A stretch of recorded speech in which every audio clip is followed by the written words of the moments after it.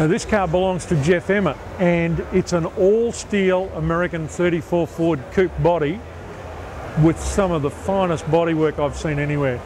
It's unpainted, just bare metal, and to date it's been constructed in the style of an early 60s hot rod. It's got the perfect early 60s wheel and tyre combination, the early flathead engine, but part of what makes it really special is you may be able to just pick up in the image some darker grey shading in the bodywork.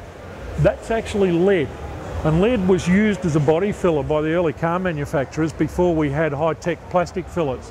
It's a flexible material and it can be ground smooth, and this car is basically what they call a completely metal finished car.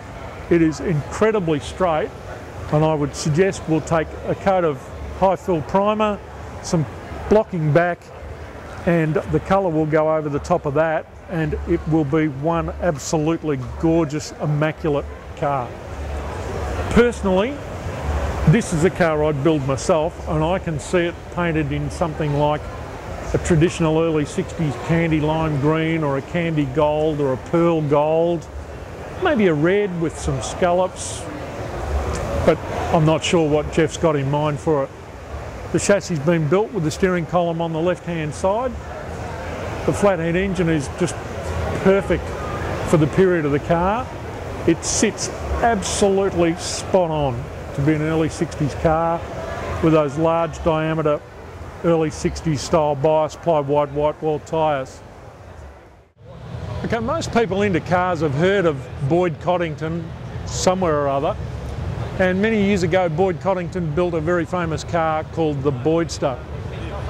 Then later on, he decided to capitalise on that by having it reproduced in fiberglass, so people that wanted a Boydster could have a Boydster.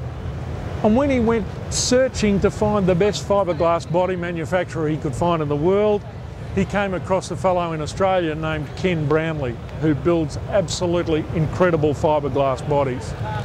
So a deal was done between Boyd and Ken to build the Boydster fiberglass bodies right here in Australia and ship them back to America.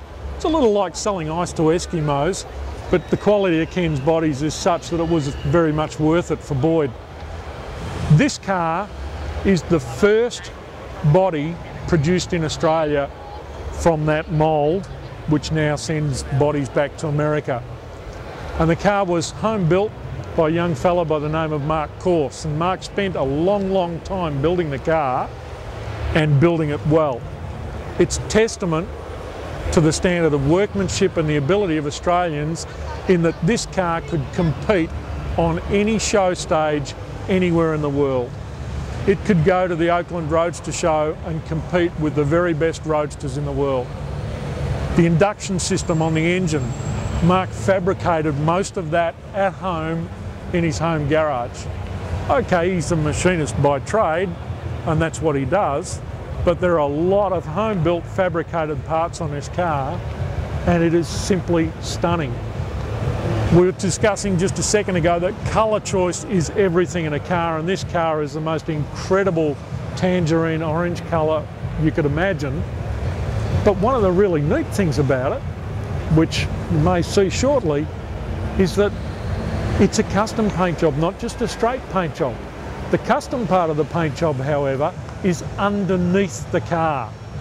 It is completely flamed from front to back with custom ghost flames in a slightly lighter shade of tangerine orange with a little silver pearl. You can see there the engine detail and the fabricated manifold that Mark built, and now you can see, we hope, some of the flame detail underneath the fenders and running boards. Once again, observe the colour of the exhaust headers. They're polished stainless steel, but they're discoloured from the fact that the car's been driven quite a lot, especially in recent times. This weekend, Mark's entered the car in the show purely for people to see. It's actually not being judged because it's won more than its fair share of trophies, and Mark really wants to give everybody else a fair go.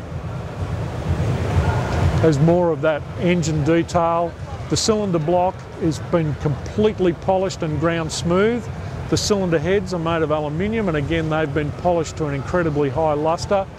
Even things like the freeze plugs in the cylinder block have special aluminium covers just to detail them and hide the fact that they're an otherwise nasty mechanical component of the car. The fuel injection is electronic, the grille has been sectioned, the radiator custom made, the cover custom made. Pretty much every piece of the car is custom built, custom fabricated and perfectly fitted together.